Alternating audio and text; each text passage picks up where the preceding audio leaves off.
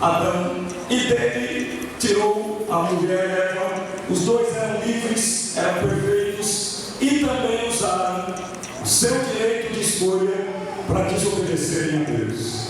No caso dos homens que se reproduzem, anjos não se reproduzem, mas homens se reproduzem, eles contaminaram toda a sua descendência, de tal forma que toda a humanidade foi envolvida nessas trevas.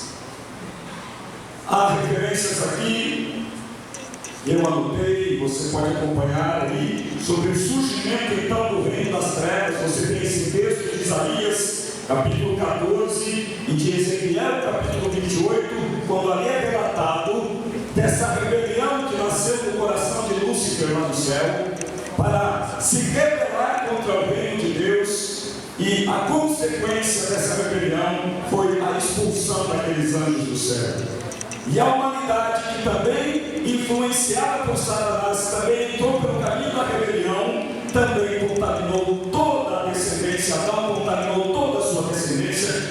O apóstolo Paulo lá em Romanos vai dizer de maneira muito clara, de tal forma que o pecado entrou no mundo por um só homem, e através de um só homem toda a humanidade foi contaminada, de tal forma que todos os homens também se rebelaram contra Deus em Adão.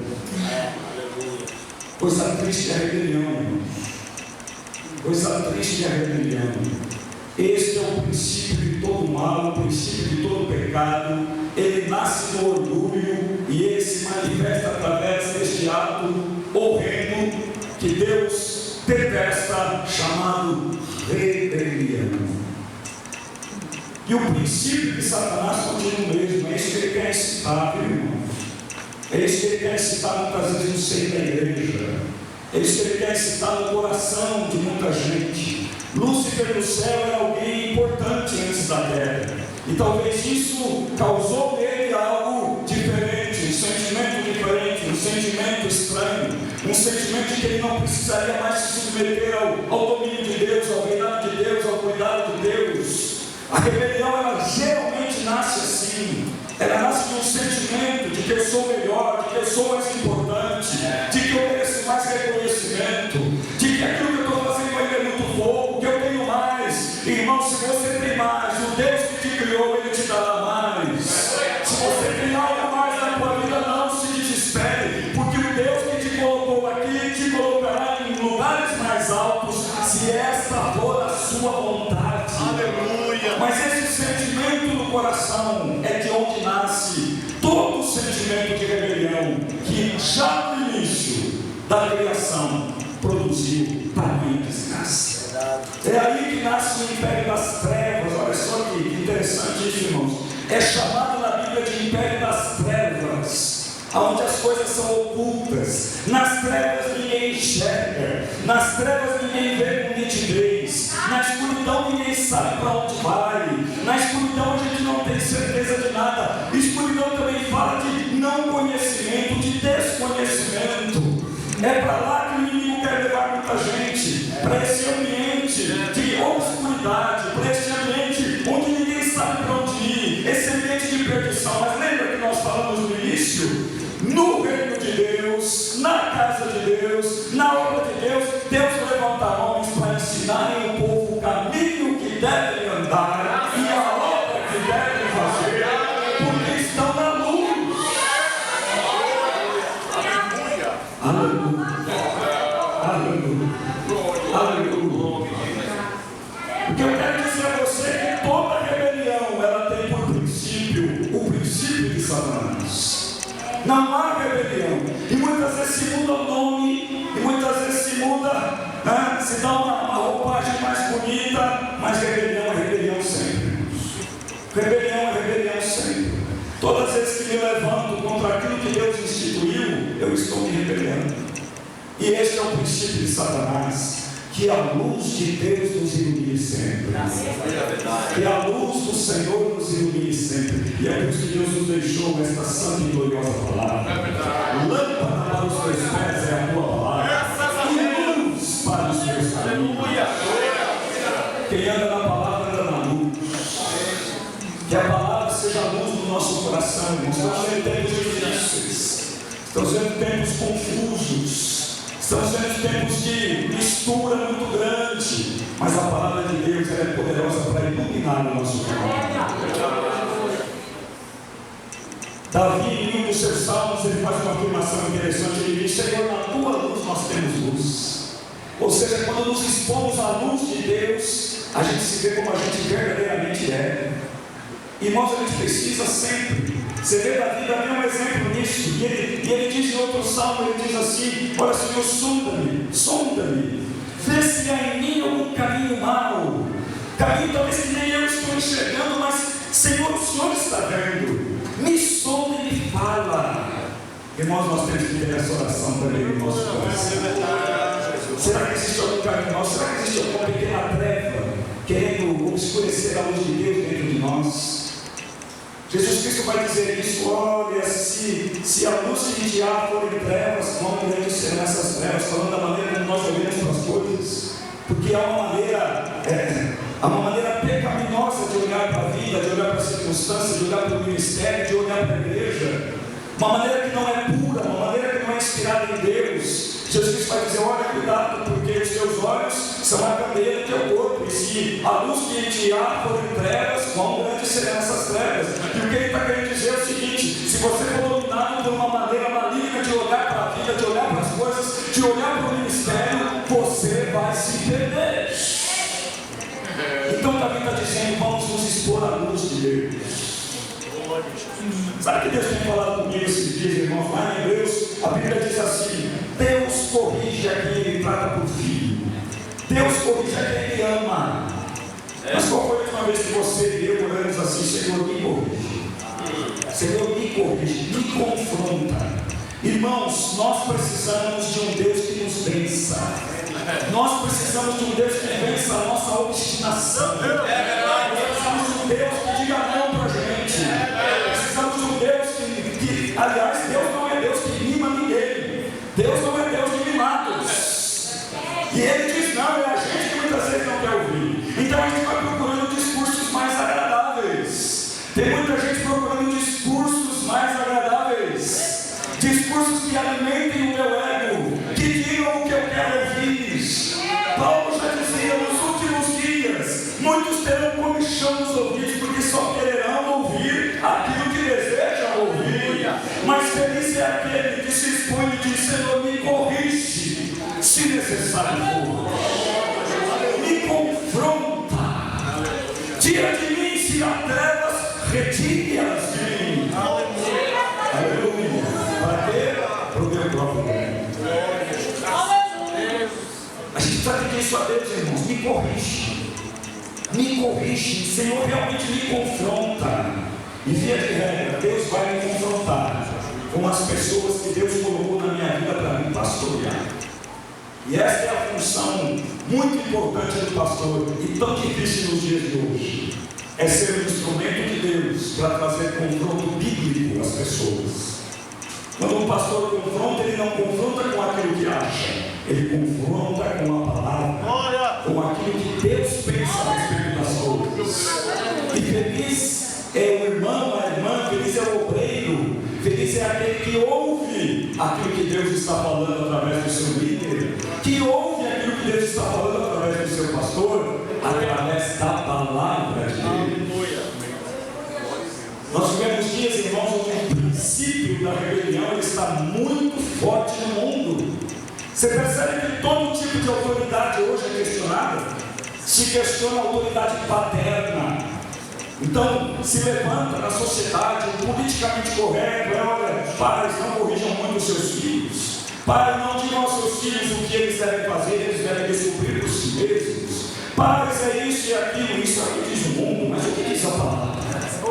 A palavra não diz isso. A palavra diz: ensina o menino no caminho que deve andar. E quando ele for maior, ele não vai se esquecer do que aprendeu. Diz aquele que poupa para o seu filho está pecando, porque não está trazendo o que? Orientação. Não está ensinando o caminho que deve andar e a obra que deve fazer. Se questiona então a autoridade paterna, se questionam as autoridades constituídas, se questiona a autoridade dos magistrados, se questiona a autoridade dos juízes, se questionou a autoridade dos policiais, se questionou a autoridade do professor. Queridos, eu voltei às salas de aula agora para fazer um estágio de um curso que estou fazendo. Voltei às salas de aula para fazer ali os estudos, umas pesquisas, acompanhando professores, depois de muitos anos, de muitos anos longe das salas, e eu fiquei assustado. Eu fiquei assustado com o ambiente escolar. Eu fiquei assustado com a afronta que os alunos fazem aos professores. O professor fala, é a mesma coisa que ninguém estivesse falando nada. O professor diz, senta, eu não vou sentar nada. O professor diz, por favor, se coloque, eu vi isso, por favor, se coloque desse lado, não vou me colocar. Eu quero ficar aqui ficarei. E eu abismado, e aquilo por dentro, aquilo me corroendo por dentro. Toda a autoridade está sendo questionada. A autoridade na igreja está sendo questionada. A autoridade do pastor está sendo questionada. Quem é este homem? Quem é este homem?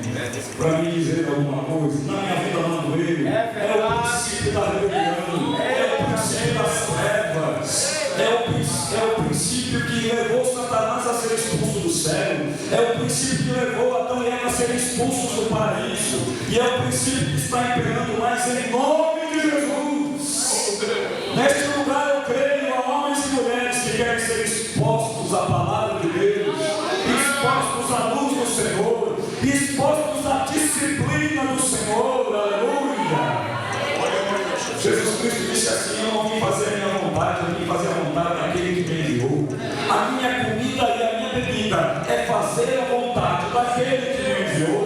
Este é o nosso Rei, o nosso Jesus, a quem somos chamados a segui-lo. E ele disse: eu vim para obedecer, eu vim para servir, porque aquele que me enviou me mandou servir. Irmãos, se é este Jesus que nós estamos servindo, nós devemos andar nos passos que ele andou. Diz lá a primeira carta de João: aquele que diz que está nele deve andar como ele andou. E como ele andou em obediência, ele andou em submissão, ele andou fazendo aquilo que o Pai queria. Irmãos, conosco não é diferente. Quer vitória? Obedeça. Quer vitória? Não entre em rebelião. Quer vitória? Deixa que Deus tire todas as trevas do teu coração. Aleluia. Aleluia. Irmãos, isso não estava programado, não. Você não vai achar ali nas anotações. Sabe por que Deus está falando agora? Veio para o crente do céu aqui. Chegou para o crente do céu. Filipenses capítulo 2, o apóstolo Paulo diz assim: haja em vós o mesmo sentimento que também houve em Cristo Jesus. Pois ele, sendo Deus, não teve por usurpação ser igual a Deus, mas a si mesmo se esvaziou. Se você parar para pensar nesse texto, você vai ver Paulo dizendo assim: Jesus abriu mão dos seus direitos legítimos em prol de algo maior. O que é esse algo maior? A vontade de Deus. Jesus, o Filho, ele abriu mão dos seus direitos legítimos, porque ele era Deus junto com o Pai, mas ele abriu mão, ele se esvaziou para cumprir a vontade e o desejo do Pai. O que Paulo diz: haja em vós o mesmo sentimento. O que é isso, irmãos? Há direitos que humanamente podem ser legítimos. Há direitos legítimos. Eu estou vendo um povo falando muito em direito. Eu tenho direito. Eu tenho direito de descansar. Eu tenho direito de entretenimento. Eu tenho direito de férias. Eu tenho direito de fazer as coisas como eu quiser fazer, do jeito que eu quiser fazer. Todo mundo tem direito, irmãos. Mas aqueles que seguem Jesus têm o mesmo sentimento que nele havia.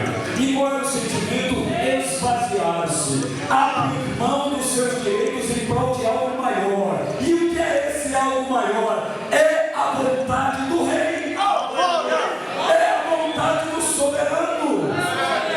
Por ele, por amor a ele, eu abro mão dos meus direitos. Aleluia. E aí você começa a entender qual é o primeiro e grande mandamento: ama a Deus acima de todas as coisas, com toda a tua força, com todo o teu entendimento, com tudo aquilo que você tem. Ame a Deus acima de todas as coisas. E esse acima de todas as coisas inclui você mesmo. É amar a Deus mais do que a você. Aleluia. É abrir mão de direitos legítimos para que o nome dele seja glorificado. E o que eu digo para muitos dos irmãos que me dizem isso, irmãos, é assim: ok, se todo mundo só buscar os seus direitos, quem vai cuidar das coisas do Pai? Quem vai cuidar das coisas de Deus? Se todo mundo for atrás dos seus direitos, quem é que vai cuidar dos negócios do Senhor? Para cuidar das coisas de Deus, a gente abre mão de muita coisa. Irmão. Você está comigo aqui? Aleluia. Bendito seja o nome do povo. Vamos continuar, irmãos. O ponto 5 aí diz o seguinte: nós estamos fazendo considerações sobre o reino de Deus. O reino de Deus também é identificado como o reino de luz. Aleluia. Você tem textos interessantes. Olha, Deus é luz. 1 de João 5 diz: Deus é luz. E nele não há treva alguma. Deus é luz. O nosso Deus é luz. Jesus Cristo disse em João 8,12: Eu sou a luz do mundo. E olha o que ele vai dizer a respeito dos seus seguidores em Mateus 5,14: Vós sois a luz do mundo. Nosso Deus gosta de luz, irmãos. Nosso Deus gosta que as coisas estejam muito claras. Nosso Deus gosta de luminosidade. Aleluia. Nosso Deus gosta de ordem.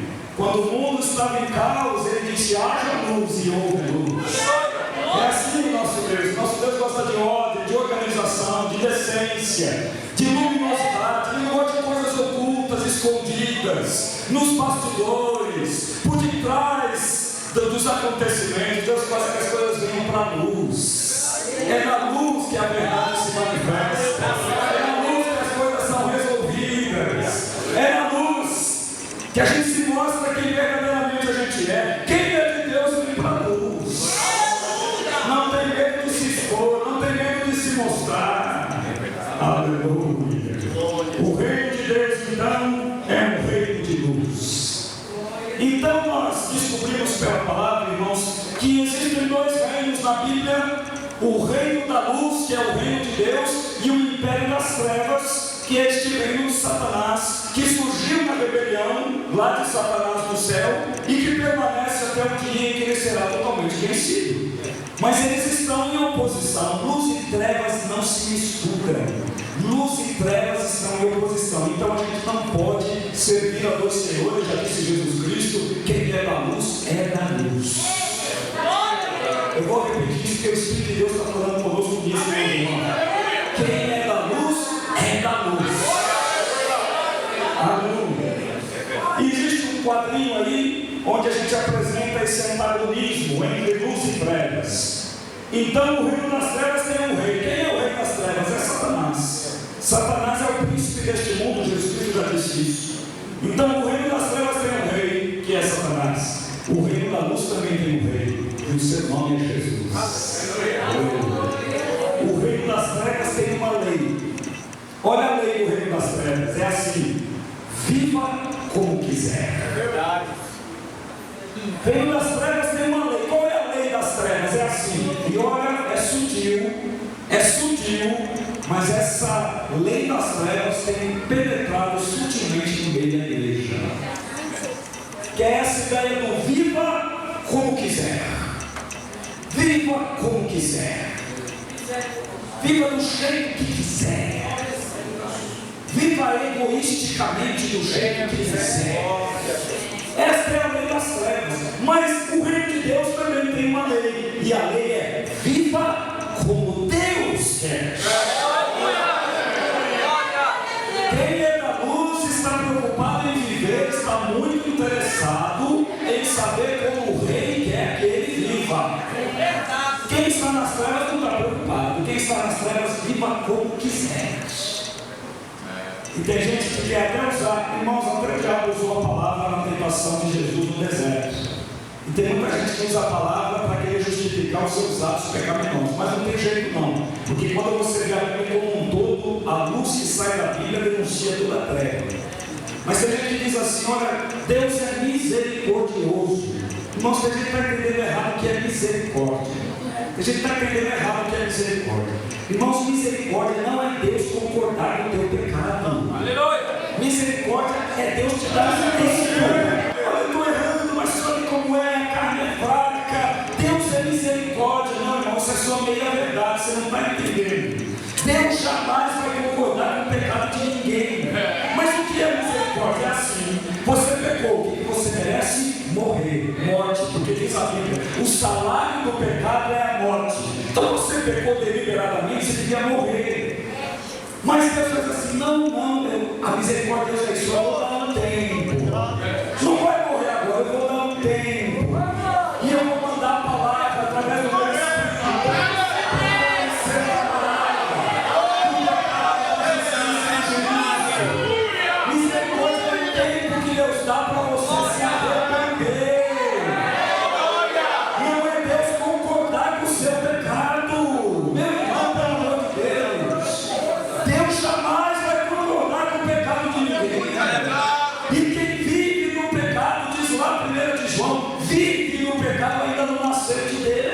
Então Deus está dando um tempo, misericórdia, Deus está dando misericórdia, é o tempo de Deus. Aproveite o tempo, misericórdia, para você se arrepender dos seus pecados. Aleluia, isso é misericórdia. Aleluia, é este tempo que Deus está nos dando. Glória seja dada ao nome do Senhor. Sabe que Deus está mandando luz aqui esta noite? Deus está mandando luz para nós. Porque tem gente que faz assim: ele pega uma vez, aí ele fica com medo, aí ele se arrepende, mas ele diz: não aconteceu nada, ele vou pegar a segunda.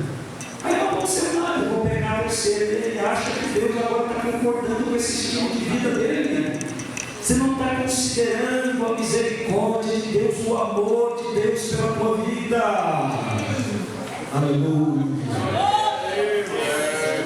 Bendito seja o nome do Senhor. Olha, pelo amor de Deus aqui, se você sabe que tem que largar a prática de alguma coisa, largue hoje. Se algo está te afastando de Deus, abandone hoje. O que é ruim para mim? Ruim para mim é tudo que me afasta de Deus. Se é uma prática, devo parar com ela. Se é uma amizade, devo me afastar dela. Se é um relacionamento, devo terminar com ele. Se é algo que está me afastando de Deus, não é bom para mim. Devo me afastar dessa coisa. Por quê? Porque eu sou da luz, eu sou da luz. Eu sou da luz. Porém, o idioma do reino das trevas, o idioma do reino das trevas é a murmuração. Percebe como o reino das trevas tem entrado no nosso meio? Quanta gente murmuradora, irmãos, reclamona, insatisfeita. Aí você vê Paulo dizendo lá em Filipenses capítulo 4: aprendi a viver contente, satisfeito em toda e qualquer situação. Aprendi a viver. Algo que se aprende, irmãos. Você precisa aprender também a cada dia, aprender satisfeito em Deus, satisfeito em Cristo. Não são as circunstâncias que dizem quem nós somos, irmão. Não é o deserto que diz quem nós somos. Não é o ambiente que diz quem nós somos. É Deus quem diz quem nós somos. Nós somos o que Deus diz que nós somos. E nós precisamos rapidamente aprender a viver. Aleluia. Contente, satisfeito em toda e qualquer situação. Olha o que o texto diz, a gente precisa entender o texto. O texto diz assim: aprendi a viver contente em toda e qualquer situação. Não diz por toda e qualquer situação. Porque você diz assim: pastor, estou vivendo um momento de enfermidade, um momento terrível de luta na minha família, um momento de dificuldade, um momento de desafio. Como eu posso me alegrar por isso? Não, a Bíblia não está mandando você se alegrar por isso. A Bíblia está mandando você se alegrar em meio a isso. É diferente. Está me entendendo? Não está mandando você se alegrar pela enfermidade, não está mandando você se alegrar pela luta, não. Não é por isso, é em meio a isso. Está me entendendo? Está comigo? Em meio a isso é possível se alegrar. Em meio a isso é possível estar contente. E você estará contente não por causa da luta, mas por causa do Deus que habita dentro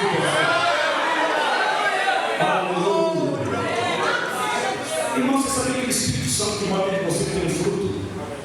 Sabia disso?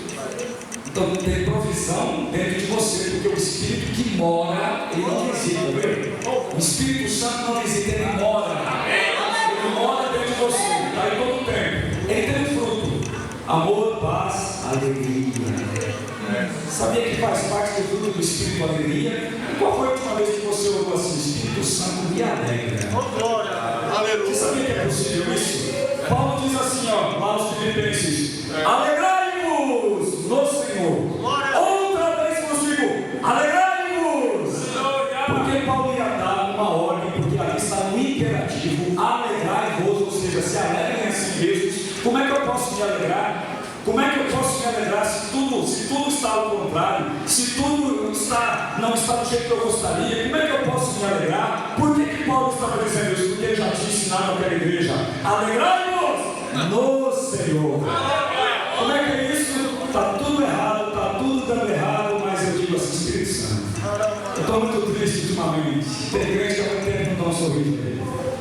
Só lágrimas, mas você pode orar assim: Espírito Santo, mesmo em meio a essa luta, me alegra. Eu sei que você tem fruto. Você tem uma fruta, me alegra. E aí, pela fé, irmão, é pela fé, você começa a alegrar. Oh, eu creio. Aí você diz: eu creio. Aí você começa: Espírito Santo, bendito seja o teu nome. Ele está na minha vida. Você está sorrindo, você está aprendendo, você está fortalecido, você está alegre, você está pronto para a luta. Espírito Santo me alegra, Espírito Santo me alegra, Espírito Santo me alegra.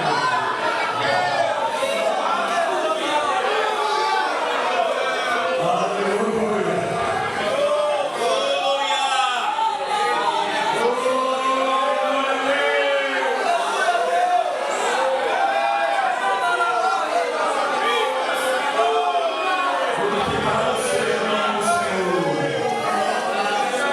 Porque o idioma das trevas é a murmuração, mas o idioma do reino de Deus é o louvor. Aleluia. Santo é o Senhor nosso Deus. Deus é bom na nossa vida. Glória a Deus. Louvor, irmão, Deus habita no meio dos louvores. Paulo e Silas na prisão, meia-noite, oravam e cantavam louvores a Deus. É assim. Da onde vem essa força? Da onde vem essa motivação para cantar? Vem disso: o Espírito Santo está aqui, o Espírito Santo está presente. Eu não estou entendendo nada, eu não estou entendendo a luta, eu sei que a luta está difícil, mas há duas maneiras de lutar, Eu posso lutar com a cara fechada, com a cara feia, eu posso lutar cheio de peso e posso lutar cheio de alegria, cheio de vitória, cheio de sorriso, dizendo: Deus é na minha vida, Deus é na minha vida, Deus é na minha vida. Aleluia, aleluia, aleluia. Bendito seja o nome do Senhor. Aleluia, Deus. Irmãos, eu creio que o que mais se incomodou Golias quando foi enfrentar Davi foi ter um sorriso lá nos lábios do menino. O que esse menino está rindo aqui para mim? O que esse menino está rindo aqui? Mandaram o menino, está rindo aqui. Davi sabia quem era Deus. Davi sabia quem era Deus. Ok, irmãos, a bandeira do reino das trevas é o egoísmo, mas a bandeira do reino de Deus é o amor. Olha as características do reino de Deus. O rei é Jesus. Quem está no reino vive como Deus quer. A sua linguagem, o seu idioma é o louvor. E a sua bandeira é o amor. Eu estou falando aqui com gente que está no reino, não é isso? Bendito seja o nome do Senhor. Irmãos, vamos passar então algumas considerações sobre quem são esses trabalhadores do reino. Se o reino de Deus é onde Deus está dominando, onde Ele manda, eu quero te dizer, eu quero te dar uma boa notícia: que esse rei que nós servimos não é um tirano. O rei que nós servimos, ele não é um tirano. Não, ele não é um rei mau. Pelo contrário, o rei que nós servimos é um rei de amor, é um rei de bondade, é um rei de misericórdia, é um rei de alegria. Aonde ele está, tudo que o envolve está presente. Tudo que tem o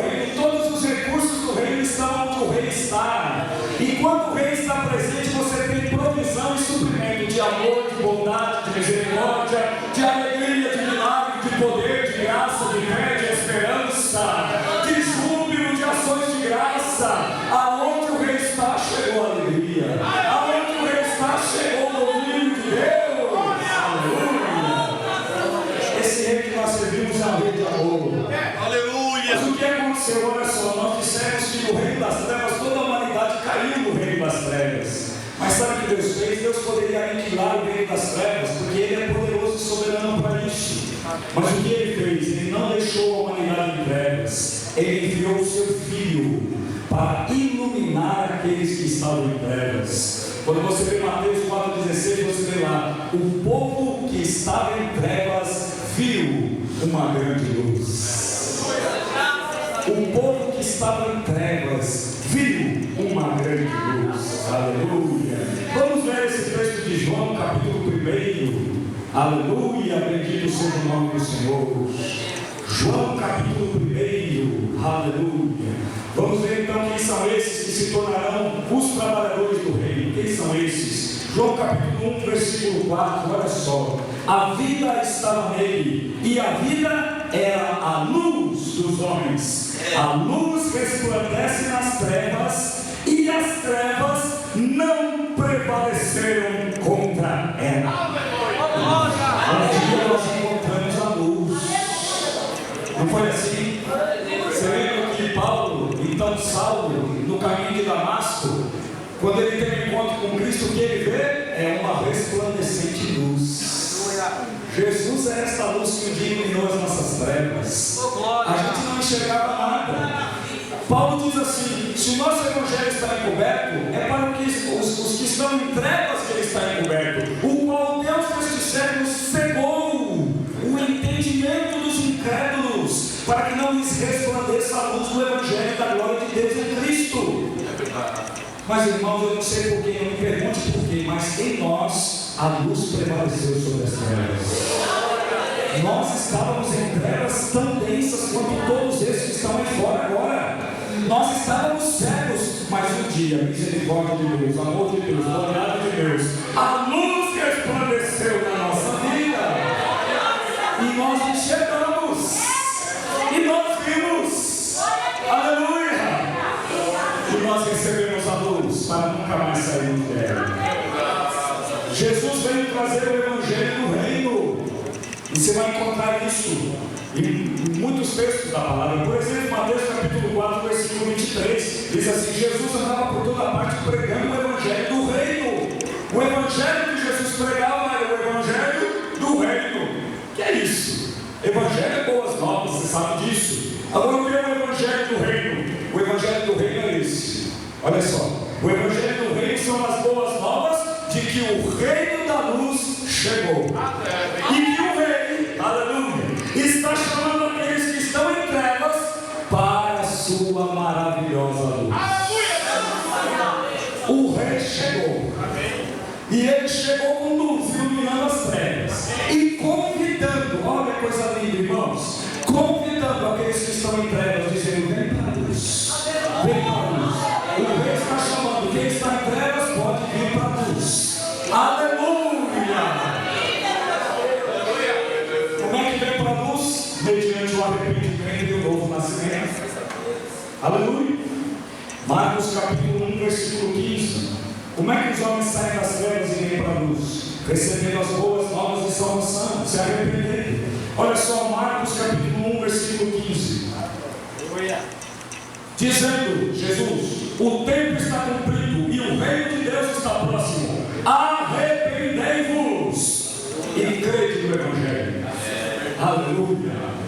Quando a luz chega, irmãos, as pessoas percebem: eu estava em trevas, como eu era capaz de fazer essas coisas, como eu era capaz de pecar assim contra o meu Deus, como eu era capaz de fazer isso, eu não estava enxergando, eu fazia porque estava nas trevas, mas agora a luz chegou, a luz do evangelho chegou, bendito seja o nome do Senhor, e agora estou vendo que aquilo que eu fazia é mal, que aquilo que eu fazia estava ofendendo um Deus santo, que aquilo que eu fazia estava entristecendo o meu Deus Criador e sustentador de todas as coisas, e a pessoa se arrepende, e ela muda as suas atitudes. Arrependimento é mudança de atitude, e ela diz: eu estava indo por esse caminho, agora eu vou por esse caminho, agora eu vou por a luz, e isso se chama conversão.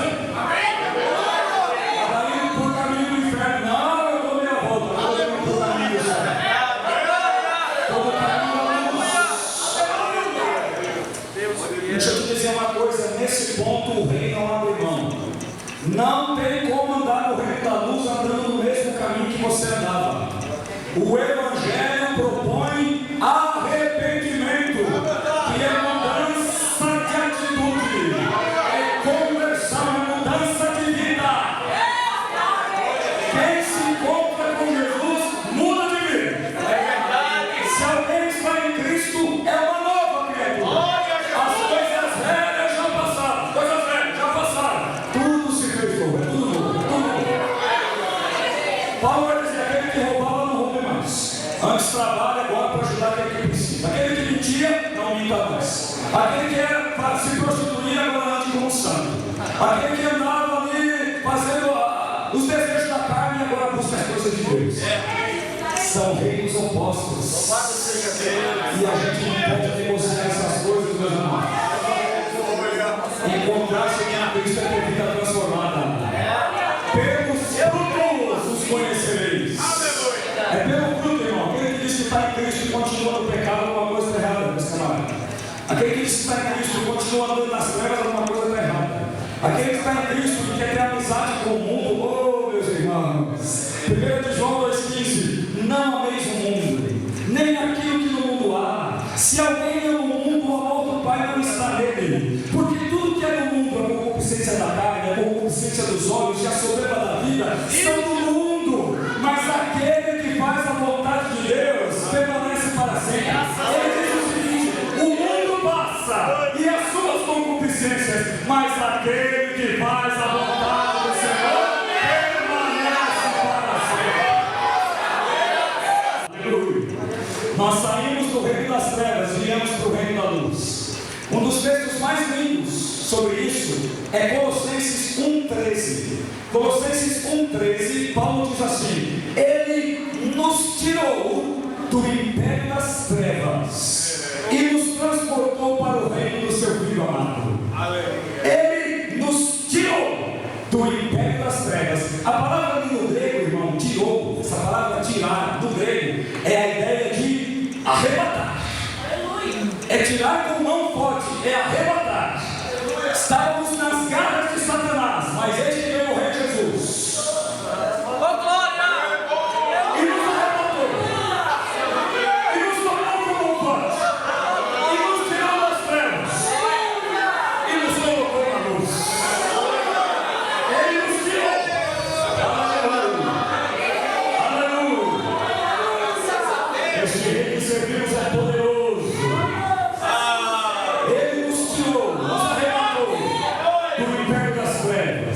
E nos transportou para o reino do seu Filho amado. Aleluia. Agora nós estamos no reino da luz e representamos esse reino. Fomos tirados do império das trevas e fomos transportados para o reino da luz. Então vem a pergunta: o que significa estar no reino da luz agora? O que significa estar no reino da luz? Estar na igreja é estar no reino da luz. Está comigo, irmão? Glória a Deus. Está caminhando para o final. Estar no reino, estar na igreja é estar no reino da luz. E há duas realidades desse reino, duas realidades: o já e o ainda não. O que isso significa? A Bíblia fala sobre isso. Haverá uma realidade futura. Então agora no reino, nós temos claro para nós, porque a cereja foi tirada, de que o mundo está caminhando para que tudo aquilo que Deus determinou se cumpra. Então haverá um dia onde o reino se estabelecerá de forma definitiva e o reino das trevas será aniquilado. Nós estamos caminhando para isso. A gente está caminhando. Jesus vai voltar. O rei vai voltar. E vai estabelecer o seu reino. Aleluia. Glória a Deus. Então haverá um reino futuro que ainda não aconteceu de forma plena, mas vai acontecer. Olha só o que diz lá, primeira carta de Paulo aos Coríntios, no capítulo 15. Então nós aguardamos o reino. Esses que estão no reino hoje estão aguardando a vida definitiva do reino. 1 Coríntios capítulo 15, que é o grande capítulo da ressurreição. Olha só. 1 Coríntios capítulo 15, versículo 24. Paulo está falando aqui do final de todas as coisas. Olha que coisa linda, irmãos. Falando sobre Jesus, ele diz assim: 1 Coríntios 15, 24: E então virá o fim, quando ele entregar o reino ao Deus e Pai, e quando houver destruído todo o principado, bem como toda a potestade e poder. E então virá o fim. Haverá um dia, irmãos, que nós vamos estar lá. Quando Jesus, a quem foi entregue o reino, lembra que ele disse isso lá em Mateus capítulo 28? Todo o poder lhe foi dado nos céus e na terra.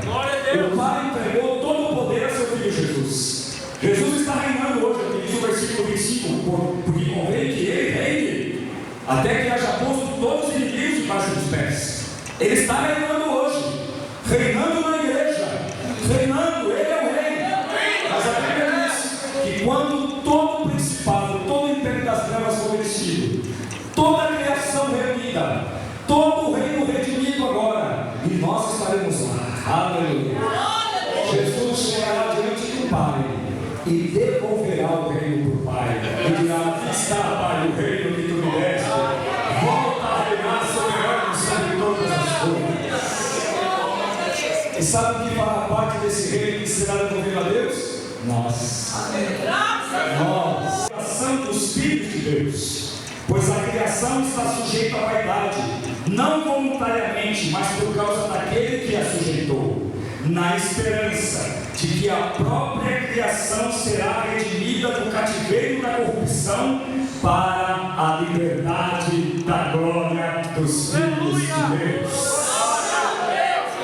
O Paulo está dizendo que até a criação, que hoje de certa forma está sendo afetada pela rebelião de Satanás e pelo império das trevas, esta criação ela aguarda com expectativa que os filhos de Deus se manifestem. Quantos filhos de Deus vão se manifestar quando Jesus voltar a estabelecer o seu reino? Quando os filhos de Deus se manifestarem em glória com Cristo, então a própria criação, hoje em cativeiro, será também libertada para a glória de Deus. Aleluia. Essa é a realidade futura de nós que estamos no reino hoje, aguardando que ela venha. Mas, amados, há outro aspecto do reino, que é a realidade presente. Então, um dia o reino será pleno em toda a criação, todos verão, todos haverão de ver o reino manifestado. Mas hoje o reino já está presente, e já está presente aonde? Na igreja. Na igreja, Jesus está antecipando o reino. Na igreja, hoje, Jesus já reina. Amém. Eu vou repetir isso. Hoje, na igreja, Jesus está reinando. Paulo diz lá em Filipenses 2 que naquele dia, não é? Todo joelho se dobrará, nos céus, na terra e debaixo da terra. Haverá um dia, todo joelho se dobrará e toda língua confessará. Confessará o quê? Jesus é Senhor. Jesus é Rei. Toda língua vai confessar um dia, porque o poder de Deus vai assim determinar. Mas hoje, nós já antecipamos aquele dia, porque na nossa vida, hoje, voluntariamente, por amor, por gratidão, nós já dizemos e declaramos: Jesus, Tu és o meu Rei. Jesus, Tu és o meu Senhor. Jesus, na minha vida, quem manda és Tu. Hoje Ele já está reinando, Ele é entronizado na igreja. Quem manda aqui é Ele. Assim deve ser. Para a glória de Jesus Cristo. Aleluia. Glória a Jesus. A pergunta é: está reinando na tua vida? Está reinando na tua vida? Ele é Rei. Aleluia. Aleluia. Você entregou sua vida para Ele. Você morreu com Cristo. Graças a Deus. Você nasceu de novo. Você é uma nova criatura. O teu direito é glorificar o nome dele. Não sabia que você não foi criado para ser feliz? Vou explicar isso aqui, vai? Calma. Você não foi criado para ser feliz. A Bíblia diz isso. Você não foi criado. Esse é o engano do mundo. As pessoas dizem assim, lá no Facebook, lá nas mídias, você vê muita gente dizendo assim, ó: o importante é ser feliz. Busque a sua felicidade. E esse é o problema para todo mundo buscando a felicidade. E você não pode produzir a sua própria felicidade. O ser humano não consegue. Por quê? Porque ele não sabe o que realmente pode torná-lo feliz. Ele não tem esse conhecimento. Ele não tem. Então ele fica por tentativa. Ele acha, dinheiro traz felicidade. Então ele morre, mata, faz qualquer coisa por dinheiro. Não é um prazer, é um prazer imediato. Vou me acabar, já que eu não sei quando eu vou morrer, posso morrer daqui a pouco, hoje eu vou me acabar. Então ele vai para a bebida, ele vai para a prostituição, ele vai para as orgias, um prazer. E cada vez que ele tenta isso, cada vez ele fica mais insatisfeito, mais frustrado e mais infeliz. Não é a fama, não é o poder, não é aquilo, é aquilo outro. O homem não consegue produzir a sua própria felicidade, porque o homem não foi criado para ser feliz a ser modo. A Bíblia diz que o homem foi criado para uma só coisa: o homem foi criado para a glória de Deus. O ser humano foi criado para glorificar o seu Criador. Irmãos, quando Adão foi criado, quando ele abriu os olhinhos dele lá, que Deus soprou fôlego de vida, a primeira coisa que Adão viu quando ele abriu os olhos foi a face de Deus. Foi Deus olhando para ele assim: e eu fiz a minha imagem e semelhança. Adão foi criado para ter comunhão com Deus. O homem foi criado para a glória de Deus e para ter comunhão com Ele. Então o alvo da nossa vida não é buscar a nossa felicidade. O alvo da nossa vida é buscar a glória de Deus. E aqui vem o segredo. E aqui vem o segredo. Enquanto eu busco a glória de Deus, Deus, que é poderoso, que me criou, que me conhece, que sabe como eu sou, Deus me estava para vir, ou a gente espera outro? Jesus não responde. Escute aqui, escute. Jesus não responde. Olha o que diz o versículo 21. Naquela mesma hora, curou Jesus muitos de moléstia, e de flagelos, e de espíritos malignos, e deu vista a muitos cegos.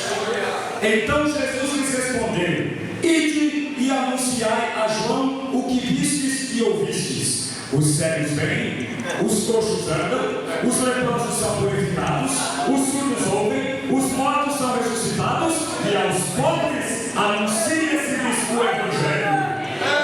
E bem-aventurado é aquele que não achar em mim motivo de tropeço. Aleluia! Os discípulos de João perguntaram: és tu o rei? Ou a gente espera outro? Jesus imediatamente começa a mostrar os sinais do reino. Jesus começa a curar os enfermos. Jesus começa a libertar os cativos. Você lembra que ele disse isso também? Falando de Isaías, quando ele leu lá na sinagoga, ele disse: o Espírito do Senhor está sobre mim, pois me ungiu para pregoar a liberdade aos cativos e tudo mais. Lembra disso? Dar vista aos cegos, lembra disso? Então ele começa a fazer isso, ele começa a curar, ele começa a libertar, ele começa a fazer milagres, e ele diz assim: ide anunciar. O que Jesus está dizendo? Que o sinal do reino é esse. Porque enfermidade, irmãos, enfermidade, tristeza, doença, isso tudo é herança do pecado. Isso tudo é o que está presente no reino das trevas. E Jesus está dizendo assim: chegou o rei à luz. E aonde a luz chega, tudo que é das trevas tem que ir embora. Então a enfermidade não nasceu no reino de Deus, não nasceu no reino da luz. Enfermidade não é morte. Opressão maligna não prevalece no reino da luz, então a opressão maligna vai embora. Aonde o reino de Deus chega, os sinais do reino chegam juntos.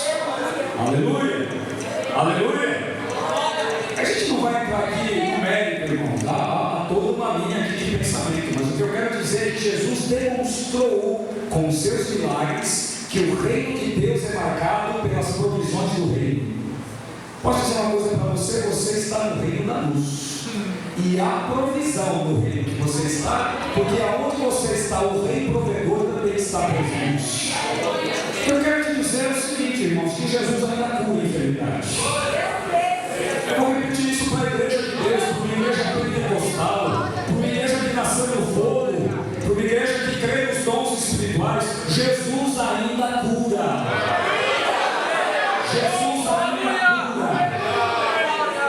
Irmãos, aqueles que ficam trabalhando nas exceções, olha, porque tem essa exceção, porque tem aquela exceção. Irmãos, a gente não pode fazer as coisas pelas exceções, não é isso? A gente tem que fazer com aquilo que Deus nos mandou. Se Jesus não quisesse curar, por que ele mandou a igreja orar por cura? Por que ele disse: ide, vocês vão impor as mãos sobre os enfermos e eles serão curados?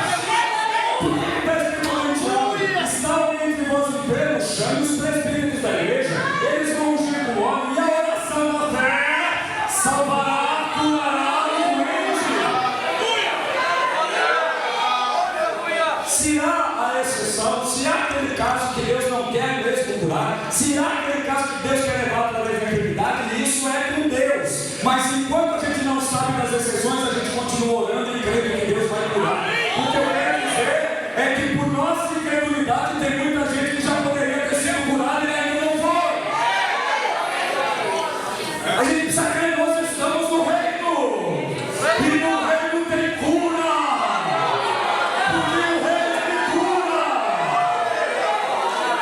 A gente precisa orar com mais ousadia por cura.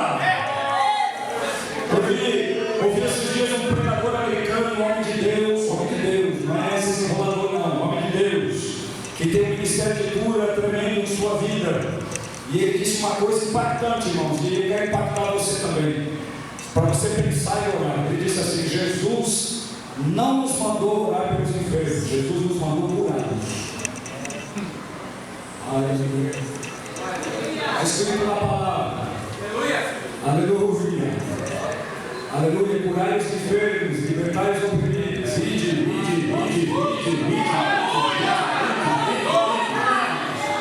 Se nós estamos no reino tem cura. Se nós estamos no reino, disse Jesus, no reino tem libertação. Libertação. Irmãos, eu nasci numa igreja, cresci numa igreja, eu vi muitos milagres. É um tempo assim, muitos milagres, porque o nosso pastor, o fundador da nossa igreja, meu pai foi pastor da igreja. Irmãos, nós temos testemunhos na igreja de muitos irmãos que permaneceram na igreja 40 anos fumando, num dia, na mesma hora, nunca mais fumaram na sua. Não tiveram abstinência, não tiveram nada, libertos do cigarro, libertos da maconha, libertos do álcool, nunca mais colocaram uma gota de álcool na boca. Irmãos, eu creio no Deus que liberta. Eu louvo a Deus, eu acredito, eu louvo a Deus pelas clínicas de recuperação. A nossa igreja tem um contato muito forte com os irmãos que tem uma clínica de recuperação. Eu acredito nisso, irmão, a gente se acomodou demais nisso. Qualquer vez que você da igreja fala, vamos mandar para a clínica de recuperação. Chegou no você vai mandar para a clínica. Tem hora que não tem mais vaga na clínica, irmão, mas o Jesus que liberta está presente. Nós estamos no reino, irmão. Isso aqui, ó, muitos espíritos malignos saíram das pessoas. Nós estamos no reino tem libertação. No reino tem libertação. Vamos saber que no reino há cura, que no reino há libertação. Graças a Deus. Aleluia. Vamos saber, irmãos. Vamos diminuir o trabalho dos irmãos das clínicas.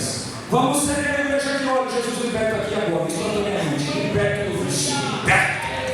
Liberta pelo poder do Evangelho. Recebe Jesus na porta. Você vai ver que Jesus vai te libertar. Venha ser crente, converte, vai para o céu, caminha para o céu, você vai ver. Em nome de Jesus, o poder de Deus vem. Eu creio no Jesus que liberta. Amém. Mas aquele que a gente tem que mandar, irmão, não trabalha na exceção, não trabalha na exceção. Se um ou outro tiver que ir, amém. Mas tem um número aí bom, que pode ser liberto com a oração do justo, com a oração da fé, porque nós estamos no reino de Deus. Eu quero te dizer que o reino tem sinais. Se nós estamos no reino hoje, nós precisamos sinalizar esses sinais. São sinais de poder, irmãos. A gente não pode cair no reino da igreja romana. A gente não pode ser como disse um papa aí para um determinado personagem da história. Um papa que mostrou lá as riquezas do Vaticano e disse assim para este homem: olha, está vendo? Hoje nós temos ouro e prata. Nós não podemos mais dizer como Pedro, não temos ouro e prata. E aquele homem que ouviu disse: mas nós também não podemos mais dizer ao aleijado, levanta-te. A gente está chegando mais ou menos nisso, irmão. A gente está crescendo demais, a gente está se orgulhando demais. O reino tem sinais. E os trabalhadores do reino são esses agentes de sinais. Os trabalhadores do reino cheios do Espírito Santo. E não cheios do Espírito Santo. Está entendendo que a gente precisa ser cheio do Espírito Santo? Mais da presença de Deus, mais da presença de Deus. Aleluia!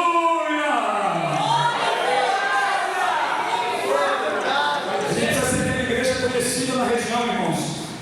O que está viciado, leva lá na igreja dos crentes. Leva lá na igreja dos crentes. Eu não sei o que eles fazem lá, mas muita gente já saiu de lá viciado e saiu liberto. Essa notícia precisa se espalhar na nossa região. Você está comigo, irmão? Você está sonhando comigo? Eu estou feliz com isso. Aleluia! Aleluia. O reino tem sinais. As realidades do reino. O reino tem provisão, irmãos. Aleluia. Busque em Deus provisão. Busque em Deus provisão. O que te falta? O que te falta, igreja? O que te falta? Busque em Deus provisão. Busque em Deus. Busque em Deus. Não é no cunhado, não é no amigo, não é no gerente de banco.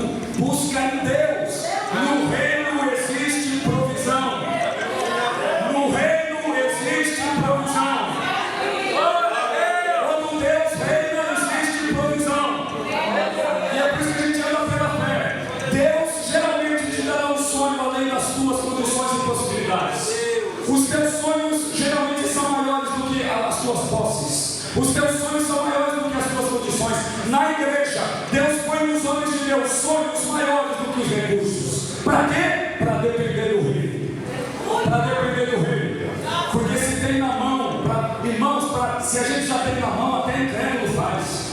Se tem o dinheiro já na mão, qualquer incrédulo faz. Mas não tendo nada na mão e tendo um sonho no coração colocado